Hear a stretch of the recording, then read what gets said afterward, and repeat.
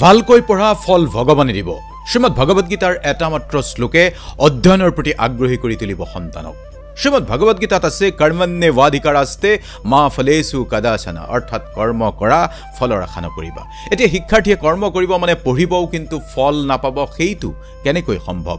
এই কথাখিনিকে অলপ বিশ্লেষণ কৰিলে শিক্ষাৰ্থীয়েনো কেনেকৈ পঢ়িব লাগে, কিয় পঢ়াত মন দিব লাগে, সকলোখিনি স্পষ্ট হৈ পৰিব। আজি আৰম্ভ কৰিছোঁ কথাখিনি। প্ৰথম কথা, শ্ৰীমদ ভগৱদ গীতাৰ এই শ্লোকটো আছে 2য় অধ্যায়ত আৰু শ্লোক নম্বৰ হৈছে 47। কৰ্মণ্যেৱাধিকাৰাস্তে মা ফলেষু কদাচন মা কৰ্মফল হেতুৰ ভূৰ মাতে সংগুচ্ছভ আক্ৰমাণি, অৰ্থাৎ কৰ্ম কৰা ফলৰ আশা কেতিয়াও নকৰিবা। স্বধৰ্মবিহিত কৰ্মত তোমাৰ অধিকাৰ আছে, কিন্তু কোনো কৰ্মফলত তোমাৰ অধিকাৰ নাই। কেতিয়াও নিজকে কৰ্মফলৰ হেতুকে বুলি নাভাবিবা আৰু কেতিয়াও স্বধৰ্ম আচৰণ নকৰাৰ প্ৰতিও আকৃষ্ট নহবা। এতিয়া বুজাই কম কথাখিনি। শিক্ষা গ্ৰহণ আৰু জ্ঞান আহৰণ কৰি নিজকে প্ৰতিষ্ঠা কৰাটো প্ৰতিজন শিক্ষাৰ্থীৰ বাবে এটা প্ৰত্যাহ্বান। প্ৰতিজন শিক্ষাৰ্থীৰে আশা থাকে আৰু এই আশাবোৰ হেঁচাৰে ভৰি থাকে। গতিকে এই জ্ঞান বুজি ল'লে, প্ৰয়োগ কৰিলে শিক্ষাৰ্থীসকলে সুস্থ মানসিকতা গঢ়ি তুলিব পাৰিব, শিক্ষা গ্ৰহণৰ ভাল পদ্ধতি গঢ়ি তুলিব পাৰিব। এই শ্লোকটোৰ প্ৰথম বিশ্লেষণ হ'ল নিজক সফল কৰিবলৈ প্ৰথম মনোযোগ লাগিব, পৰিশ্ৰম আৰু চেষ্টাত। ফলাফল কি হ'ব তাক ভাবি মুঠেই লাভ নাই।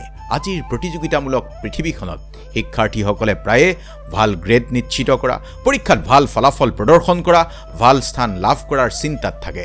কিন্তু এই শ্লোকটোৱে ছাত্ৰ ছাত্ৰীসকলক সোঁৱৰাই দিয়ে যে তেওঁলোকৰ প্ৰাথমিক কৰ্তব্য হ'ল আন্তৰিক প্ৰচেষ্টা চলোৱা আৰু ফলাফলৰ সৈতে অত্যধিক এটাচ নোহোৱা। যদি কোনো ছাত্ৰই নিষ্ঠাৰে সৈতে অধ্যয়ন কৰে তেন্তে স্বাভাৱিকতেই ভাল ফল পাবই। কিন্তু কেৱল গ্ৰেডৰ প্ৰতি আকৃষ্ট হ'লে মানসিক চাপ আৰু উদ্বেগৰ সৃষ্টি হ'ব। ভালকৈ আন্তৰিকতাৰে পঢ়িলে ভাল ফল পাবই। কিন্তু ভগৱানে কি কৈছে? মনেৰে আশা কৰা ফলাফল নাপালে উদ্বেগ আৰু মনোকষ্ট নল'বলৈ কৈছে। শ্ৰীমদ ভগৱদ গীতাৰ 2য় অধ্যায়ৰ এই শ্লোকটোৰ অন্য এক গুৰুত্বপূৰ্ণ শিক্ষা হ'ল পঢ়াৰ মানসিক চাপ আৰু উদ্বেগ হ্ৰাস কৰা। আজিকালি সৰ্বত্ৰ কেৱল প্ৰেছাৰ শিক্ষাৰ্থীৰ ওপৰত। ভালকৈ পঢ়িবই লাগিব, ভালকৈ নপঢ়িলেই পৰীক্ষাত ভাল ফলাফল নহ'লে কোনেও পাত্তা নিদিব, এই জগতত একো কামেই নাহিব, এই ধৰণৰ ধাৰণা আমাৰ সোমোৱাই দি প্ৰেছাৰ ক্ৰিয়েট কৰা হয়। শিক্ষাৰ্থীসকলক ভাল প্ৰদৰ্শন কৰিবলৈ আমাৰ পিতৃ মাতৃ শিক্ষক সমাজৰ পৰা বহুত বেছি প্ৰেছাৰ দিয়া হয়, যাৰ ফলত মানসিক চাপ, উদ্বেগ, হতাশাৰো কিছুমানৰ সৃষ্টি হয়। এই শ্লোকৰ সাৰমৰ্ম আঁকোৱালি লৈ শিক্ষাৰ্থীসকলে তেওঁলোকৰ মানসিক চাপৰ মাত্ৰা হ্ৰাস কৰিব পাৰে।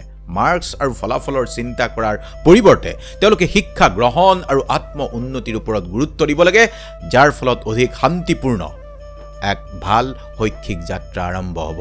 কিন্তু বেছিভাগ সময়ত যেতিয়া শিক্ষাৰ্থীৰ ওপৰত সকলোৱে প্ৰত্যাশা কৰিবলৈ লয়, পিতৃ মাতৃৰ পৰা স্কুলৰ শিক্ষক শিক্ষয়িত্ৰী সমাজৰো যেতিয়া সকলোৱে ভাল ৰিজাল্ট লাগিবই বুলি প্ৰেছাৰ ক্ৰিয়েট কৰে বা হেঁচা দিবলৈ লয়, তেতিয়া শিক্ষাৰ্থীৰ মনত ভয় আহে। সকলোৱে ইমান আশা কৰিছে, মই যদি ভাল কৰিব নোৱাৰোঁ কি হ'ব? লাহে লাহে ভয়ে এনেকৈ গ্ৰাস কৰি পেলাই শিক্ষাৰ্থীৰ জীৱন। অন্যৰ প্ৰত্যাশাই ভয়ৰ কাৰণ হৈ পৰে। লাহে লাহে পৰীক্ষাত ভুল কৰাৰ ভয়ে এনেভাৱে শিপাবলৈ লয় যে পঢ়াত মনোযোগ দিয়াটো টান হৈ পৰে। বহু শিক্ষাৰ্থীৰ বাবে এই কথা হয়। শ্ৰীমদ ভগৱদ গীতাৰ এই জ্ঞানে শিকায় যে বিফলতাৰ কথা চিন্তা কৰি কোনেও নিজৰ কৰ্তব্য পালনৰ পৰা পঢ়াৰ পৰা আঁতৰি আহিব নালাগে। এনেকুৱা নহয় যে শিক্ষা জীৱনত কোনোদিনেই বিফলতা নাহিব। বিফলতাও কেতিয়াবা সফলতাৰ এক চিৰি হৈ পৰে। সেইকাৰণেই কৈছে ভগৱানে, কৰ্ম কৰা ফলৰ আশা নকৰিবা। অৰ্থাৎ সফল বিফল হোৱাৰ চিন্তা যেতিয়া বেছিকৈ আহিব তেতিয়া শিক্ষাৰ্থীৰ মনত ভয়বোধৰ সৃষ্টি হ'ব। ভয়ৰ পৰা মুক্ত হৈ চলিবলৈকে আমি বেলেগ চিন্তা নকৰি কেৱল পঢ়াত ফ'কাছ কৰাটো ভাল। গীতাৰ জ্ঞানে শিকাইছে যে বিফলতাই এজন মানুহক নিজৰ কৰ্তব্য পালনৰ পৰা বিৰত নকৰে।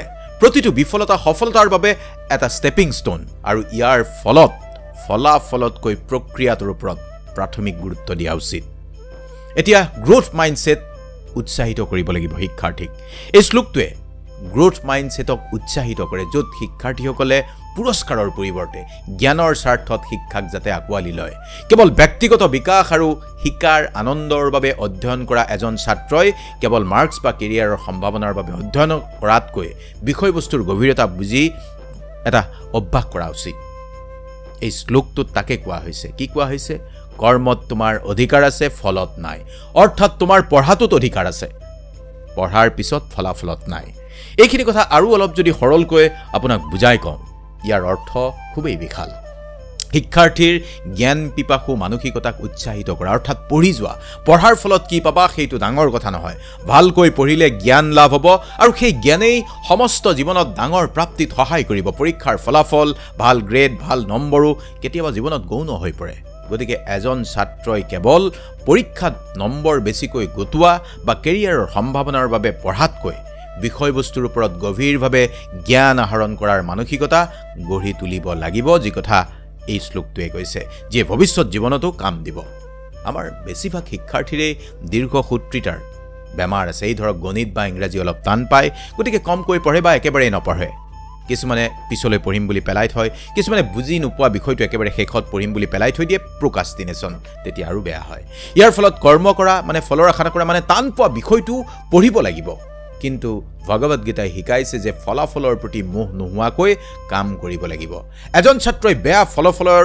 ভয়ত বিতত নহয় কেনেকৈনো কৰ্ম কৰিব বুলি ধৰি লৈ বেয়া বিষয়টো পঢ়ি আয়ত্ত কৰিব লাগিব আৰু গুৰুত্বপূৰ্ণ কথাটো হ'ল শিক্ষাৰ্থীৰ জীৱনত এটা পৰীক্ষাই কেতিয়াও জীৱনৰ সফলতাৰ মান নিৰূপণ নকৰে যেতিয়া অধ্যয়নক স্বধৰ্ম মানে নিজৰ ধৰ্ম কৰ্তব্য বুলি জ্ঞান কৰি নিৰবিচ্ছিন্নভাৱে পঢ়ি থাকিব বা অধ্যয়নৰ ক্ষেত্ৰত এটা নিজৰ অনুশাসন গঢ়ি তুলিব এনে কৰাৰ ফলত নিয়মীয়াকৈ অধ্যয়ন কৰি যোৱাৰ ফলত আপোনাৰ হস্ৰমেধি সফলতা বা বিফলতাৰ চিন্তা মনলৈ নানিলে ভৱিষ্যতে এক অনুশাসনপূৰ্ণ ডিসিপ্লিন ব্যক্তি হিচাপে নিজকে গঢ় দিব পাৰিব ডিসিপ্লিন হলে ব্যক্তিগত জীৱন আৰু কেৰিয়াৰ দুয়োটাতে মানে লং টাৰ্ম সফলতা শিক্ষাৰ্থীসকলে পাব বুজি পাইছে নিশ্চয় কথাখিনি যেতিয়া ছাত্ৰ ছাত্ৰীসকলে ফলাফলতকৈ নিজৰ কৰ্তব্য মানে অধ্যয়নৰ ওপৰত বিশেষ গুৰুত্ব দিয়ে তেতিয়া তেওঁলোকে সেলফ ডিসিপ্লিন গঢ়ি লয় তেওঁলোকে হস্ৰমেধি বিফলতা বা সফলতাৰ দ্বাৰা বিচলিত নোহোৱাকৈ মানে ভাল এটা প্ৰচেষ্টাৰ প্ৰতি আকৃষ্ট হয়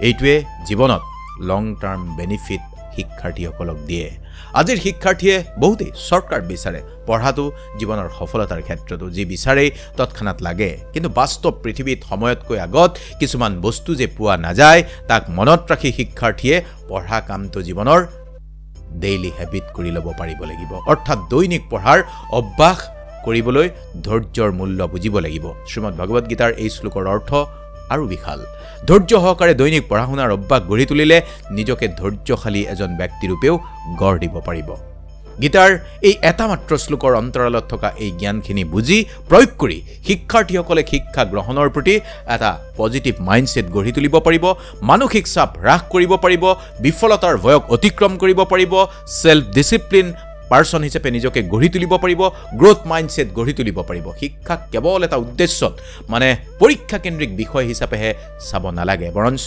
জ্ঞান আৰু সেলফ গ্ৰোথৰ এটা মাধ্যম হিচাপে ল'ব লাগে আমাৰ দেশত গ্ৰহণ কৰা ৰাষ্ট্ৰীয় শিক্ষানীতি 2020ত শিক্ষাক কেৱল পৰীক্ষা কেন্দ্ৰিক বিষয় হিচাপে নলৈ জ্ঞান আৰু আত্ম উন্নতিৰ যাত্ৰা হিচাপে লোৱাত জোৰ দিয়া গৈছে দেখা গৈছে শিক্ষাৰ্থীয়ে যেতিয়া আন্তৰিকতাৰে নিৰবিচ্ছিন্নভাৱে নিজৰ কৰ্তব্য মানে পঢ়াত জোৰ দিয়ে তেতিয়া স্বাভাৱিকভাৱে সফলতা আহিবই মনত ৰাখিব গীতাৰ এই প্ৰাচীন জ্ঞান কোনো ধৰ্মীয় তত্ত্ব নহয় ই হ'ল শিক্ষাৰ্থীৰ বাবে প্ৰয়োজনীয় এক শিকাৰ আহিলা যাৰ দ্বাৰা শিক্ষাৰ্থীৰ মনত উদয় হোৱা সংশয় দূৰ কৰি ভৱিষ্যত জীৱনত নিজকে সফল কৰি তুলিব পৰা একটা মহামন্ত্ৰ আছে শিক্ষাৰ্থীয়ে কি কৰিব ফলাফল বা পৰীক্ষাৰ নম্বৰৰ চিন্তা নকৰি কৰ্তব্য হিচাপে আন্তৰিকতাৰে ধাৰাবাহিকভাৱে দৈনিক পঢ়াত জোৰ দিব লাগিব আৰু এইটো কৰিলেই শিক্ষাৰ্থীয়ে যি ফলাফলৰ কথা মনত ভাবিছিল সেই ফলাফল লাভ কৰিবলৈ বেছি দূৰ নালাগে এই কাৰণে আপোনাক কৈছো এইখিনি কথা যে ফলাফল আপুনি পোৱাটো পাবই কিন্তু এই ফলাফলৰ ষ্ট্ৰেছে উদ্বেগে আপোনাক যাতে বেয়া কৰি নেপেলায় ভয়ত বিতত কৰি নেপেলায় তাৰ বাবেই কোৱা হৈছে কৰ্মণ্যেৱাধিকাৰাস্তে মা ফলেষু কদাচন গতিকে এইখিনিকে ক'লো গীতাৰ আৰু কেইটামান শ্লোক আছে যিকেইটা শ্লোক শিক্ষাৰ্থীৰ বাবে অতিকে প্ৰয়োজনীয় সেই শ্লোকসমূহ আমি বিশ্লেষণ কৰা উচিত নে শিক্ষাৰ্থীৰ বাবে জনাব শিক্ষাৰ্থীৰ কামত অহাকৈ কথাখিনি বুজাবলৈ চেষ্টা কৰিছো পাৰিলে ভিডিঅ'টো আপোনাৰ সন্তানকো দেখুৱাব বুজাব শুনাব ভালে থাকিব ওম কৃষ্ণায় বাসুদেৱায় নমঃ